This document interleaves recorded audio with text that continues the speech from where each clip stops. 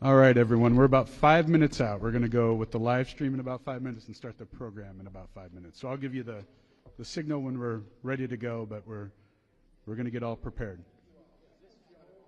Joel here.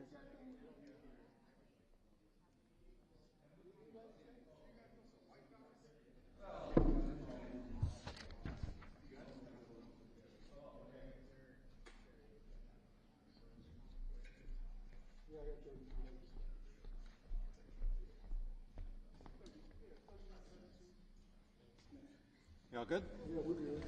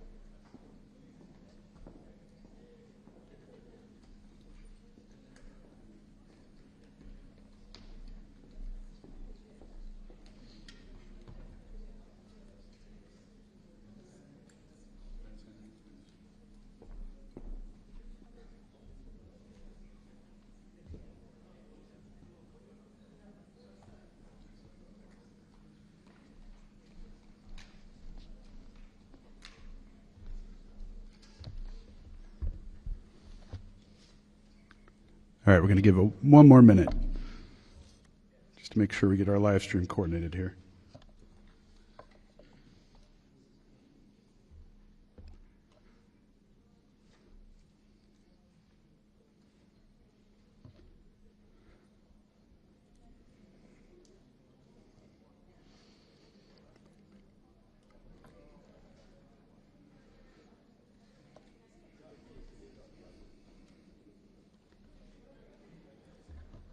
right. Hold on, I'm just watching to make sure my team is ready to go. All right. Good afternoon, everyone, and thank you for joining us in this for this incredible day at Northwestern. My name is John Yates. I'm the Vice President for Global Marketing and Communications at Northwestern. Today you're going to hear from our President, Henry Bienen, Adrian Randolph, our Dean of the Weinberg College of Arts and Sciences, and finally from our Nobel Prize winner in Economic Sciences, Joel Mokyr. That's right.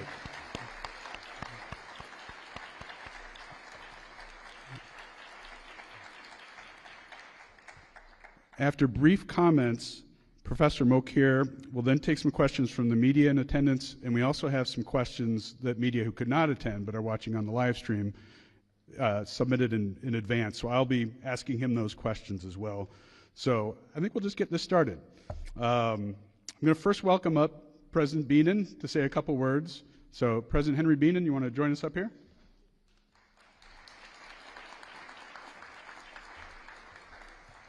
Thank you, John. Well, today it's a great day for my friend Joel Mokyr and for Northwestern. We recognize Joel Mokyr on this remarkable achievement of the Nobel Prize in Economic Sciences. Because Joel is an economic historian, he will remember that we shared a line or a file in the old gym where we had lockers next to each other. So I know him pretty well from that. But seriously speaking, Joel, on behalf of Northwestern's faculty, staff, students, alumni, and friends across the globe, we congratulate you and we thank you for demonstrating this university's greatness on the world stage. And I congratulate all your colleagues in economics and in history.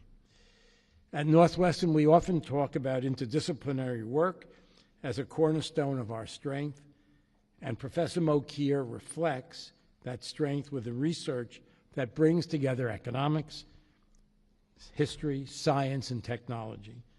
Northwestern is one of the world's most preeminent universities precisely because of our brilliant faculty, like Professor Mokyr. And they push the boundaries of research in their quest to improve the human experience. Professor Mokyr's research focuses on innovation and growth and the important role that science plays in the advancement of our society. Importantly, his research also highlights the need for society to be open to change. These are themes that resonate deeply as institutions across the country, including ours, work to demonstrate the value of our research, not only to our elected officials, but to each and every member of the public. Today, we reflect on the important factors that lead to prosperity and how we may apply them moving forward. Many congratulations are in order. We once again congratulate Professor Mokyr. We also congratulate his fellow prize winners, Professor Philippe Aguillon, and Peter Howard.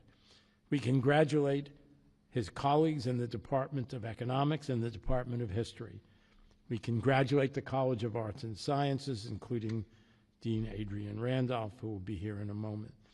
And we congratulate everybody, every faculty member, postdoctoral researcher, staff member, and student who contributes to this amazing academic community where research thrives and where students have a front row seat in history. Thank you very much.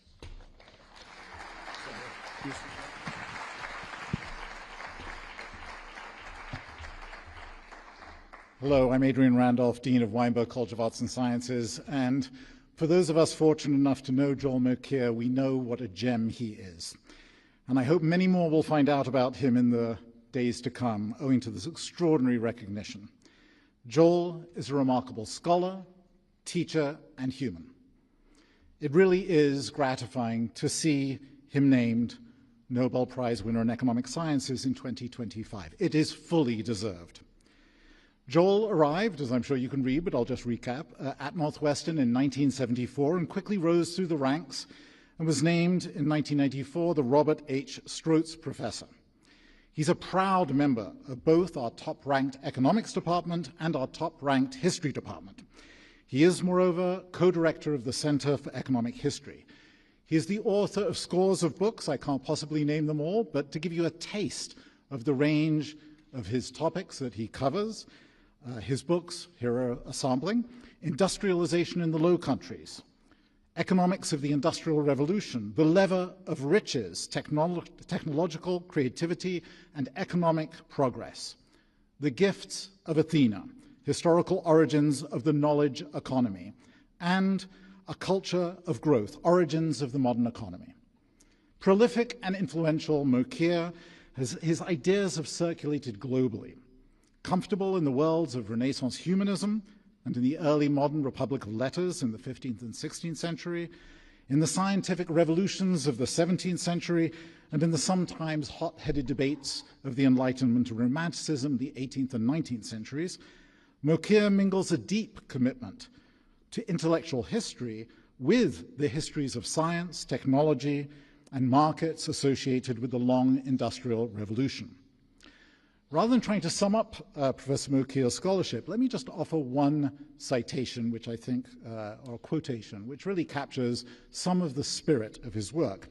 I'll just set the scene. The book, A Culture of Growth, charts the intricate web of ideas and experts connecting fundamental discoveries in science and technology to the development of our modern economy. Supporting this thesis is a remarkable skein of cultural threads drawn from well-known and very little-known sources. He links path-blazing experts educated in the new discoveries of fundamental science to what he calls tweakers and tinkerers, who spread knowledge and technical skill across Europe and the world. Among Mokyr's key insights is this visionary and topical claim, quote, "The liberal ideas of religious tolerance, free entry into the market for ideas, and belief in the transnational character of the intellectual community were essential to Enlightenment thought.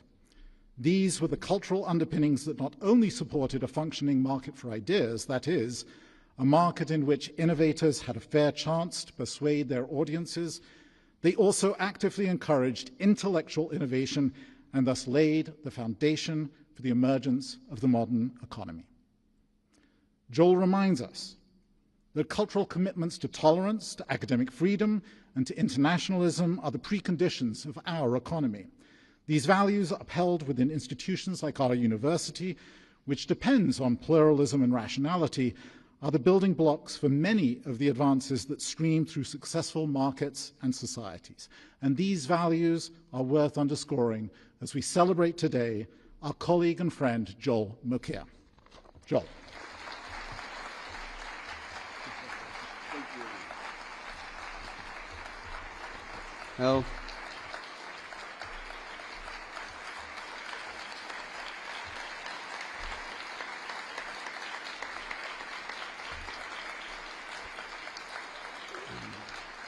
as you might all imagine, I'm still a little bit dazed by, what transpired today. But I want to start with something completely unrelated to this prize, and that is that this is a very special day for me, seeing the return of 20 live hostages of my countrymen this morning, which warms my heart far more than any other personal achievement that I can ever get. So it was this morning when I got up early and I dashed off to my laptop to check whether these hostages had been returned. And then I noticed in my email that there were all these messages of congratulations, and I go, what are they congratulating me for? And I thought it was maybe people mistaken my birthday or something, but no, I mean, there was a missed call with a country code of 42, which is Sweden, and then all of a sudden something started to dawn on me. Still trying to digest this. It'll probably take, a couple of weeks. So, as Henry and Adrian said, I'm an economic historian. I've been an economic historian at Northwestern for 51 years now. I'm starting my 52nd, still going strong. And I have been a proud member of two of not just the university's most distinguished departments, but the world's most distinguished departments, the economics department and the history department, of which I'm in both of them a full citizen. Being in those two departments is quite interesting, in part because the two cultures are essentially non-overlapping, and you know, in history and in Harris Hall, it's a very different world than when you're in the Kellogg building. Different language, you know, different people, but they share a commitment to scholarship and to teaching second to none. And I've been very proud to be a member of both of those departments. Although, as I said, it does lead to some interesting situations. I think there was a time when I was simultaneously the most left-wing member of the economics department and the most right-wing member of the history department, which is still possible. So having been here for, as I said, over 50 years, of course, both departments changed over time. Many colleagues left and passed on, and new colleagues joined. But I think the commitment to scholarship and to true intellectual activity has remained constant over time, and if anything, has improved. And one of the joys of my life here has been not just those books that Henry talked about, you write them because what else is there to do, but training graduate students. And over these years, I have a large number of brilliant graduate students in economics and in history, and many of them today, I'm proud to say, occupy positions in some of the best universities in the country. Some of them have their own students, and these students have their students. So I have actually intellectual great-grandchildren, which is kind of a bit of an awesome feeling. And some of my students, former students, actually are retiring. So the news for you, Adrian, is no way I'm going to go retire. Okay, so no, don't worry. Even if my students are retiring, not me. All right, so I'm not going to talk a lot about economic history here because, it will get boring and technical, but I do want to make 1 or 2 points that I think are worth thinking about.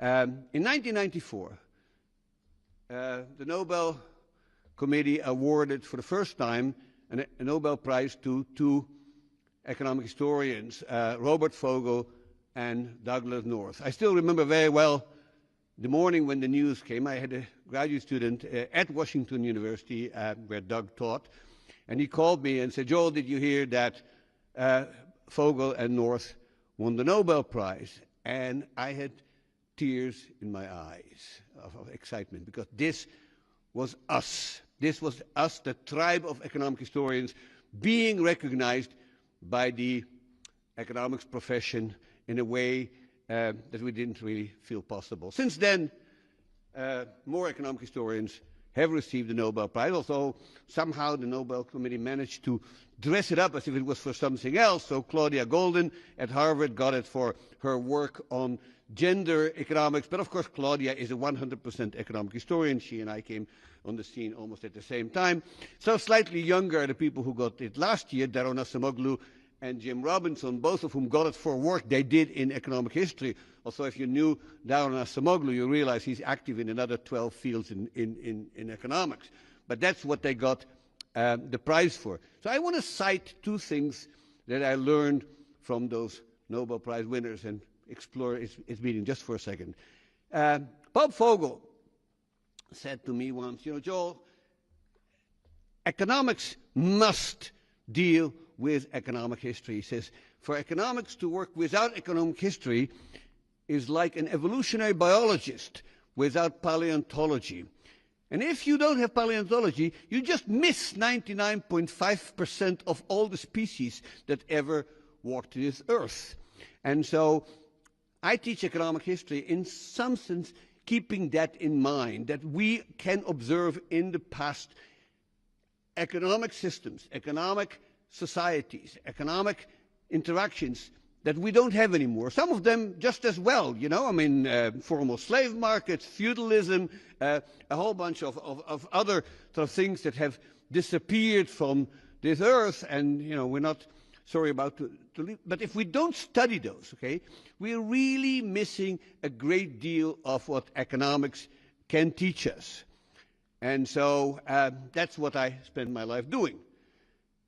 Doug, who was a very close personal friend, once said to me, and went along, you know, Doug was Mr. Institutions. He talked about, you know, whatever it was that he was thinking about, institutions always somehow came up.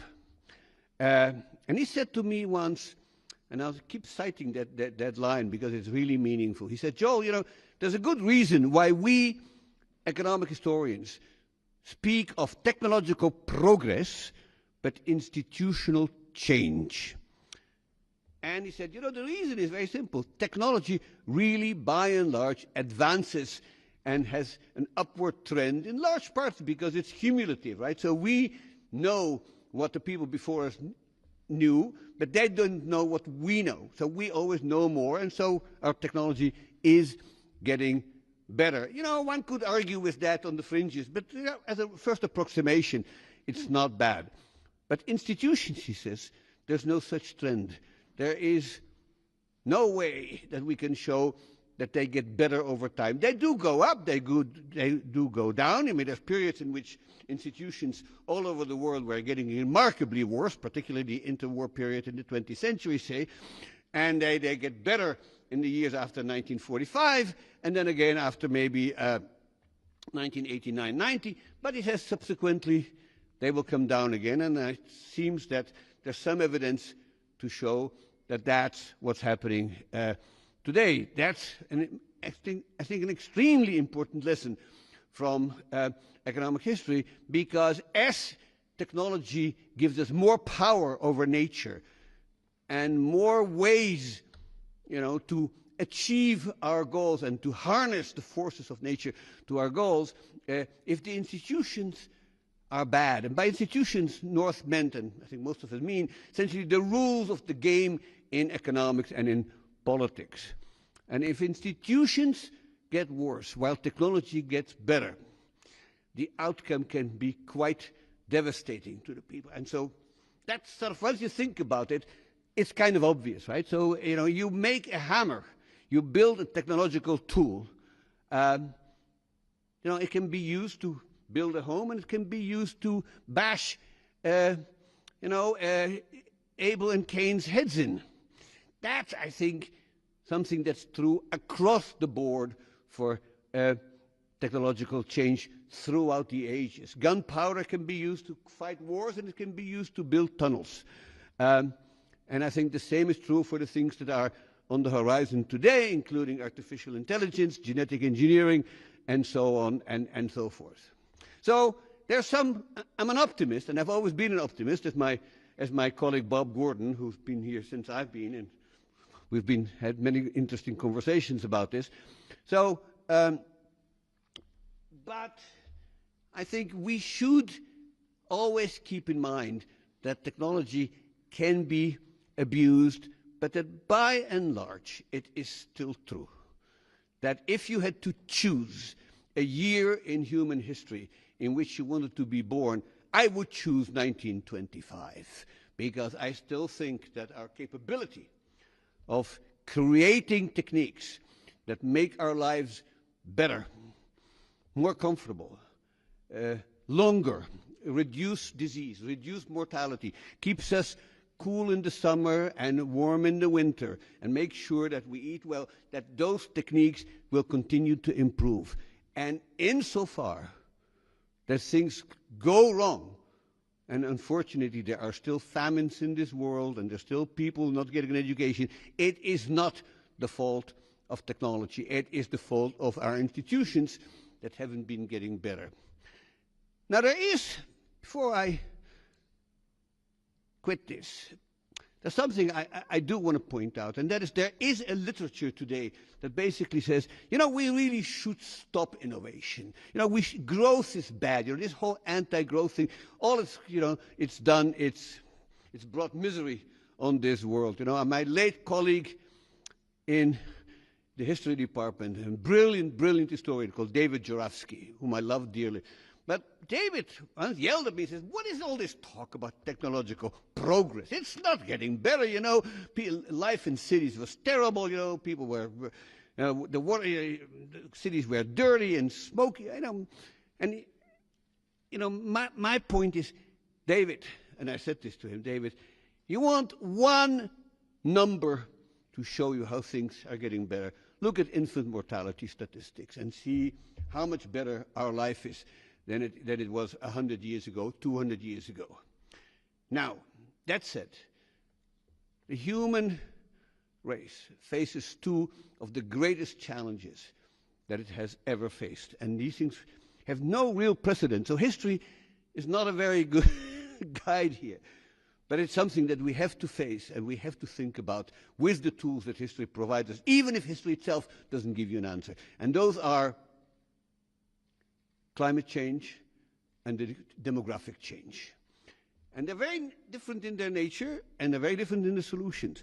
But given that the only way in which we can cope with these crises is inventing ourselves out of it, I strongly urge the world to keep putting efforts and money and resources and incentives to the people who are trying to invent us out of these two crises.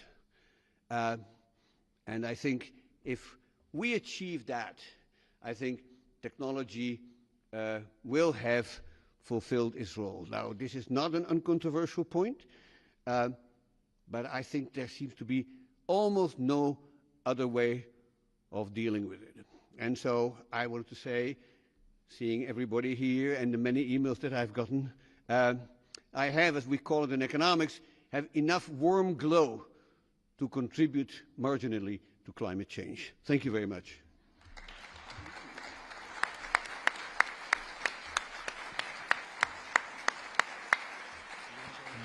I'm just going to, yeah. All right. Thank you, Professor Mokyr. We're going to take some questions now from the audience and from the media. Do you want to go back up here? And I'll distribute these microphones to my team over here. If there are folks in the audience, I do have some questions from the media who sent them in ahead of time as well. Do we have anyone who's got some questions for Professor Mokyr?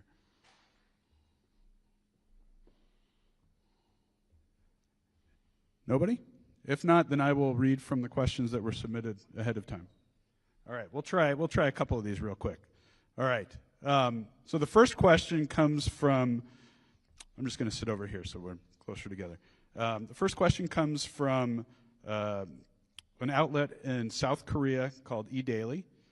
And the question is, South Korea has experienced rapid technological advancement and industrial growth, yet faces slowing productivity and structural rigidity. From your research on historical roots of innovation and sustained growth, what lessons do you think countries like Korea can take to ensure that innovation continues to translate into long-term prosperity?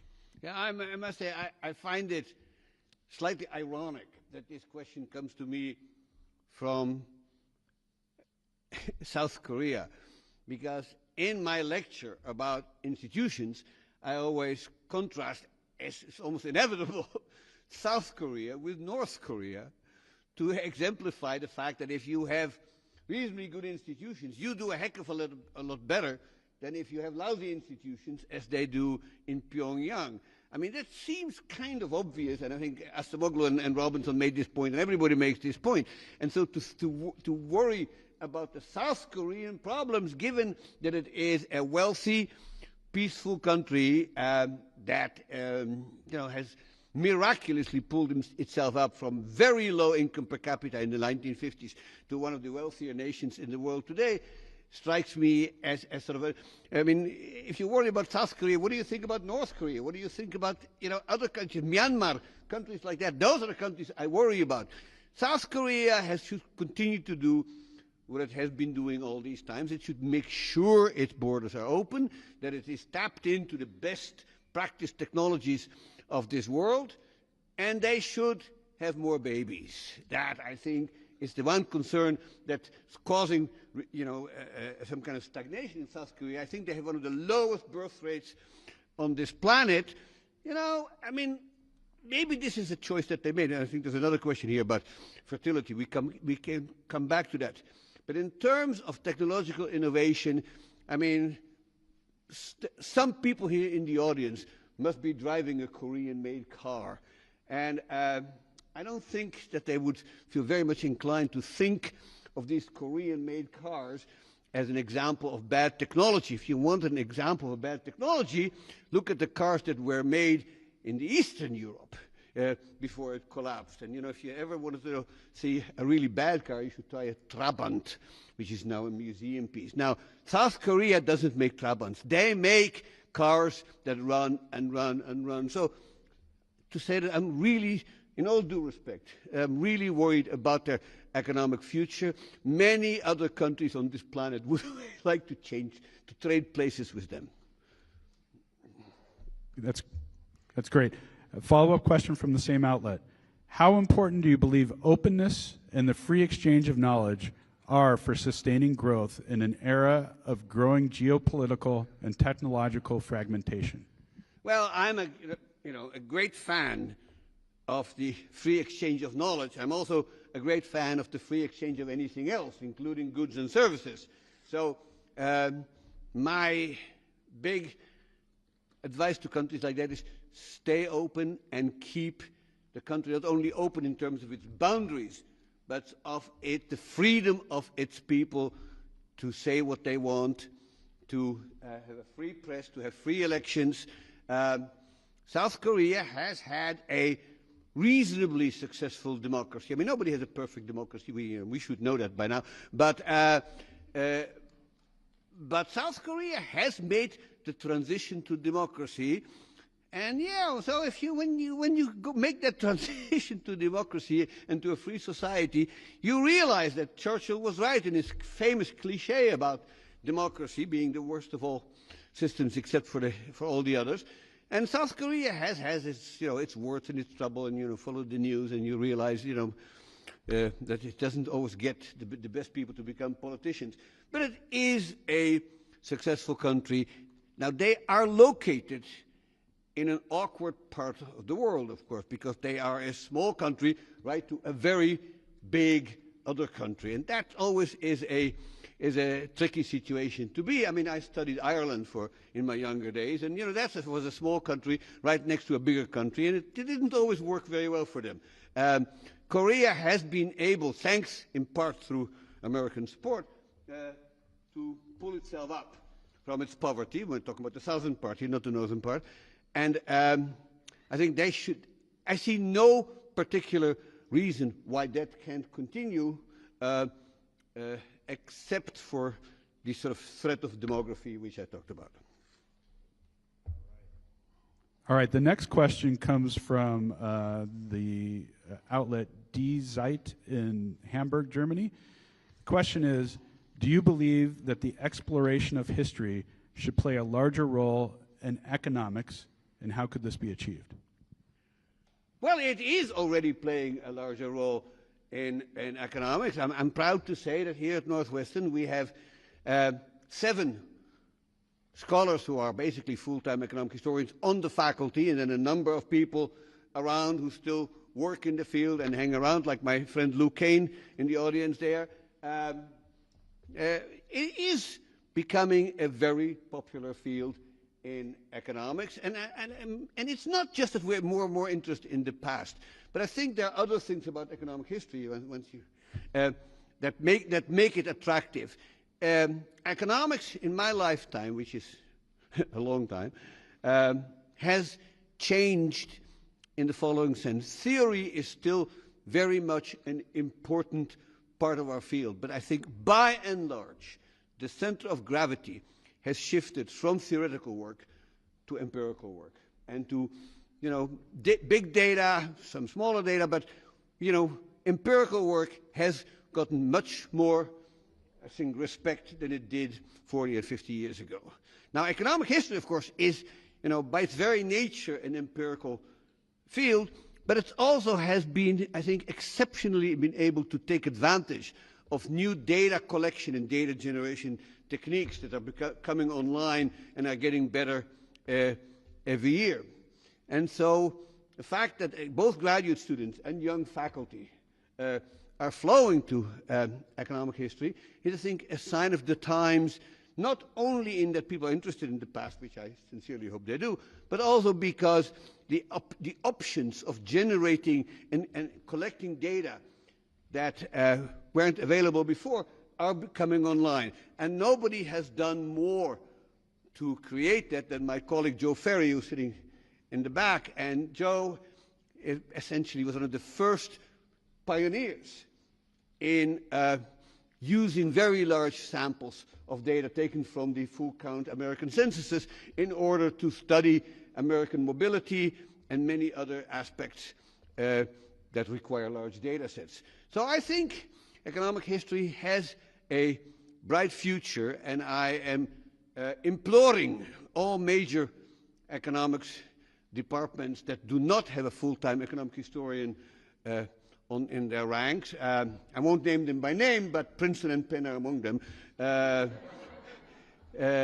to hire a young economic historian, which we are producing every year, and we have 3 of them on the market this year, and I will do all I can to persuade these universities to hire my students.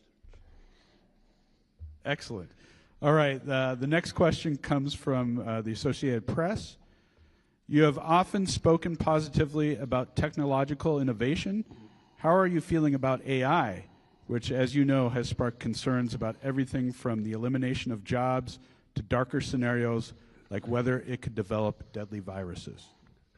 Well, my day wouldn't be complete if I didn't have a question about AI. I think wherever I go, people ask me questions about AI. It's a tool.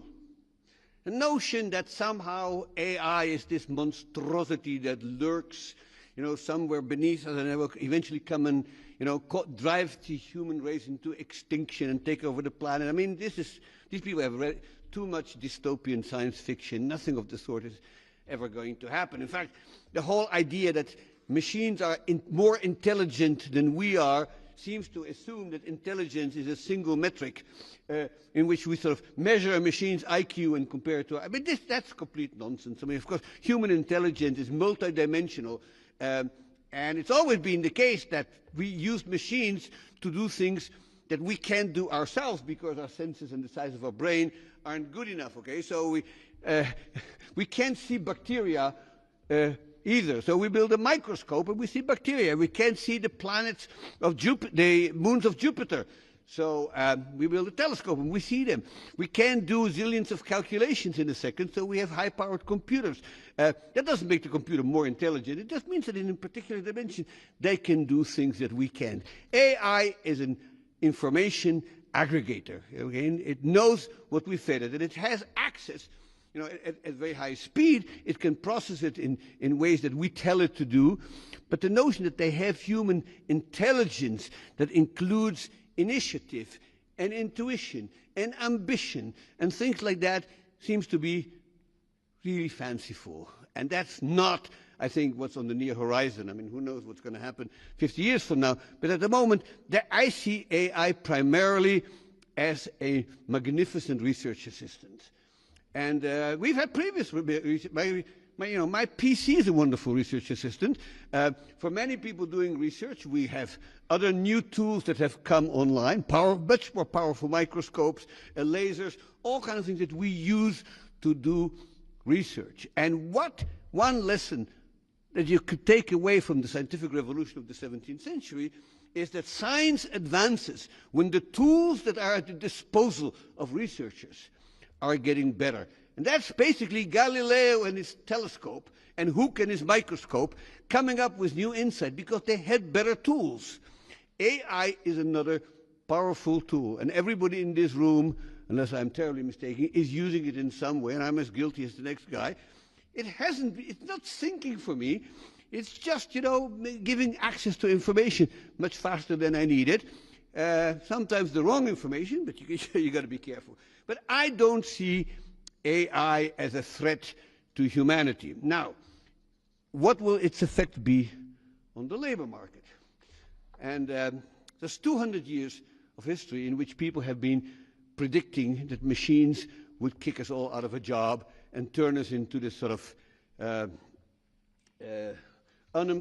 reserve army of the unemployed, as Marx famously called it. And though I, a decade ago, wrote an article for the Journal of Economic Literature with 2 former students, pointing out that, so this prediction was made over and over and over again. There's actually very few instances of long-term technological unemployment in which people are being thrown out of work and that they're just sitting there, dazed on the streets without ever having a job. It is true, of course, that as technology advances, some occupations and some tasks become mechanized. And usually these people find other jobs. Now, there's friction there, and for some people this may be difficult. But I'll give you one example of my own experience here at Northwestern that will illustrate this. When I came here in 1974, I was assigned a secretary. And what the secretary did was basically type. So I would give her a manuscript, and she would type it up, and then I would fix it, and she would put, these white out and these sort of white tapes in which she corrected it. And then we would go through 4 or 5 iterations of like that. And by the time we were done, it was a total mess, but it was typed, and you could send it to a journal. And then one day, word processing came around. And, we were told, oh, the secretaries will do no more typing. You could do your own typing. And so, fine. So what happened to the secretaries? And it turns out the secretaries, instead of becoming typists, became organizers. They run things. They talk to students. And, I'll tell you, a world in which the professors type and the secretaries talk to students is better for the professors, for the secretaries, and for the students. And so, in a way, we have about as many secretaries in economics now as we had at the time, but I would never even imagine to ask one of them to do any of my typing. Instead, they run things for us. They organize things for us. My sense is that probably much more interesting and challenging for them. I think that kind of phenomenon is true across the labor force. The machines don't replace us. They move us to more interesting, more challenging work. And as AI moves us up to take these jobs over, people will move to even higher jobs. So it's worth pointing out, perhaps, and this is an argument made in great detail by last year's Nobel Prize winner, Cardona. He said, technological change not only replaces people, it creates new tasks. And I told him, we were talking about this paper, I said, my grandmother, in 1910 was to be told that her great-grandchildren would be video game programmers and cybersecurity experts. She wouldn't have the foggiest idea what we're talking about. What kind of jobs are these? And I think just as that was the case, I think it's true today. We cannot imagine the new tasks and jobs that will be necessary to fill for people in the future. But for just to make the final point, as I see it, the main concern about the labor market is not technological unemployment, it's labor scarcity.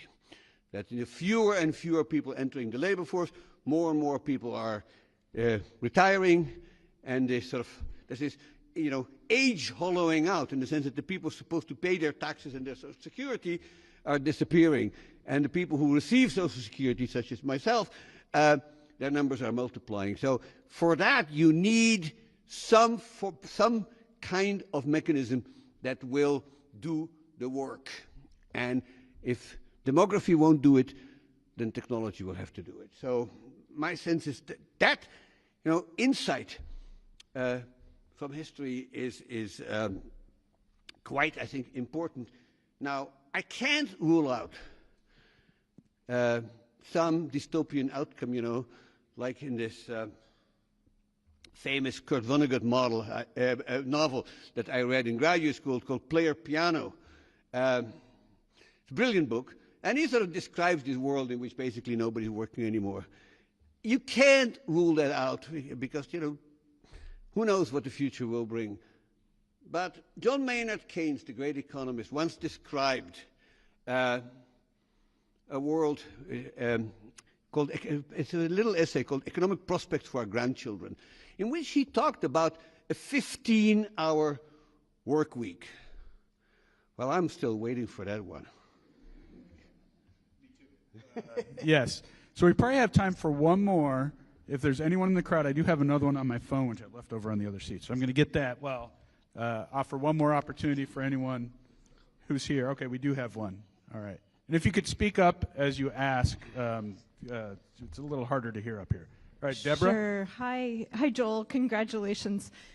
I'm very curious about what your solution to the demographic crisis is, because I know that yours is different from Elon Musk's.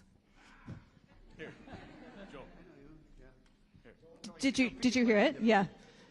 Could you repeat the question, Deborah? My curiosity is, don't fall off the edge of the stage. My curiosity is, what is your solution for the demographic crisis? And I was joking that your solution is surely different from Elon Musk's.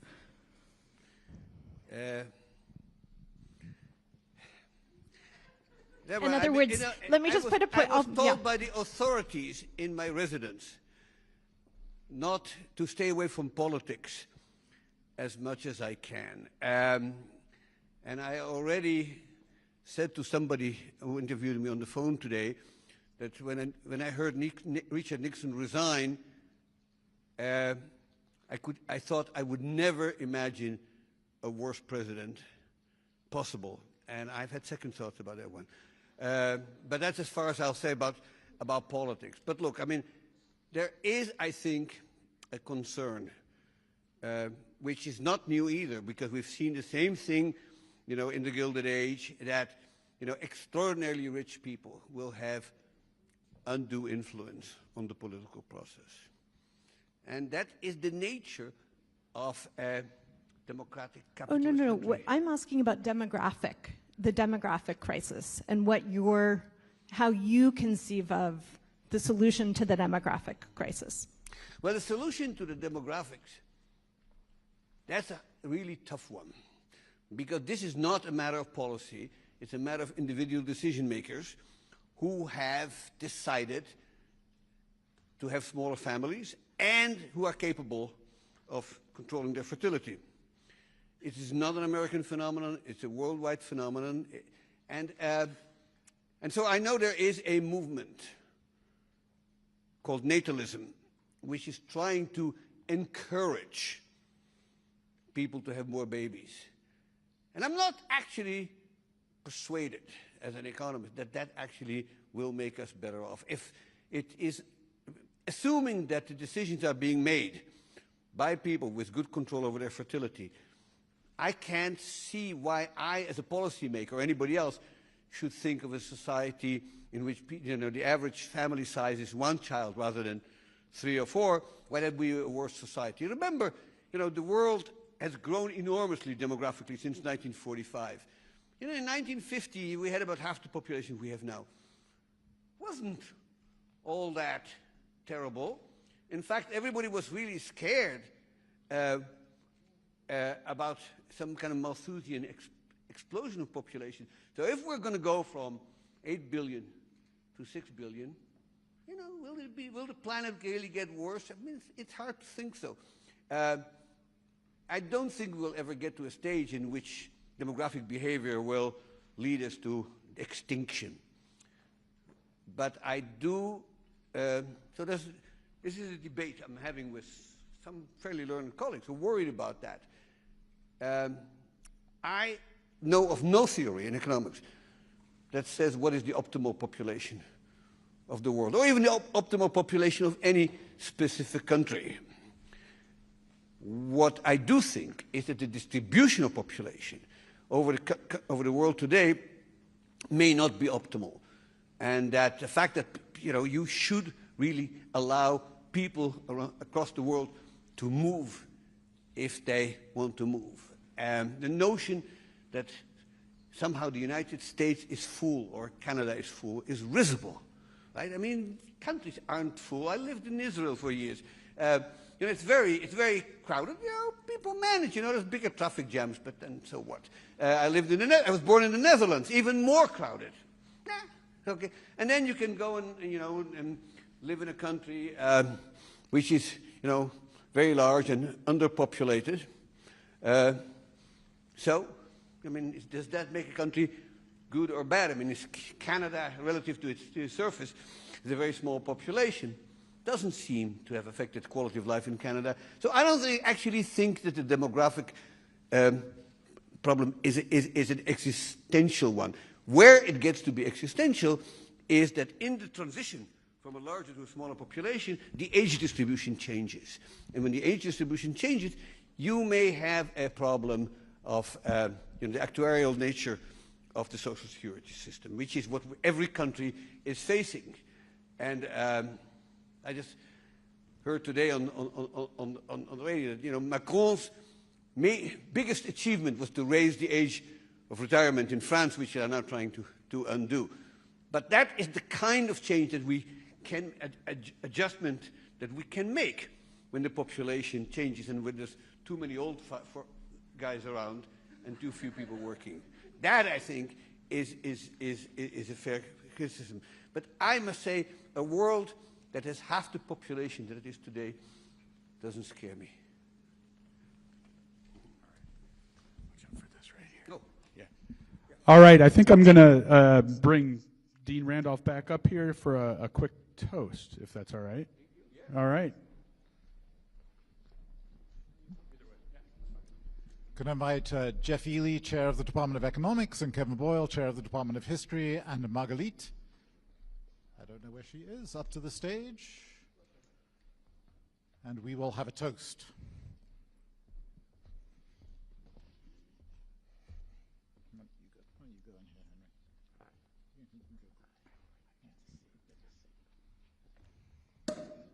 Oh, celebratory.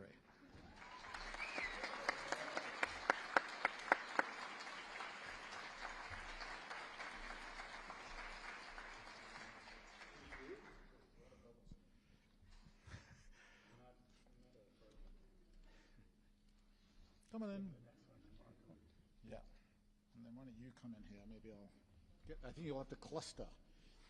So maybe I'll start speaking.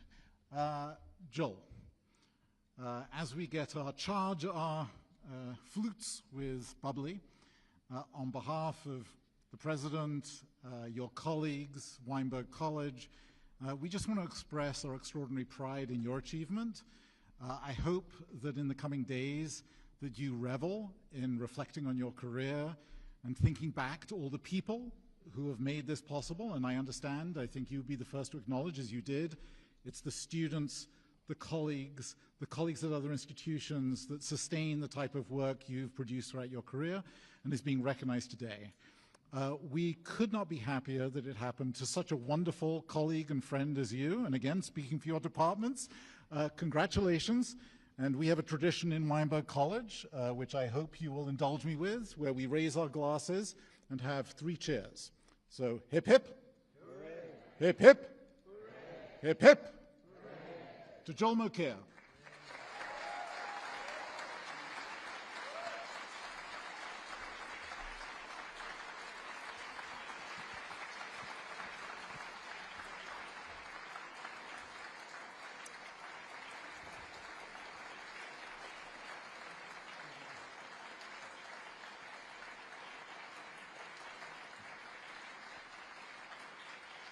So thank you all for coming. With that, that is the end of the formal ceremony. Thank you very much.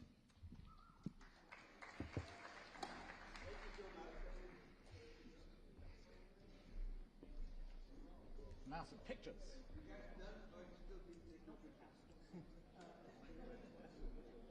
I want some pictures.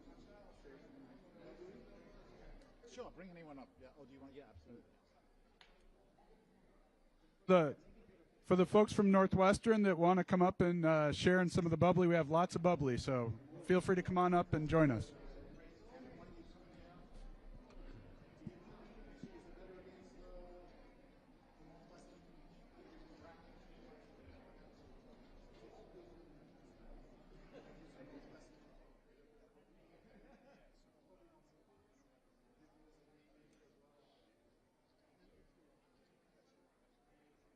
That was good.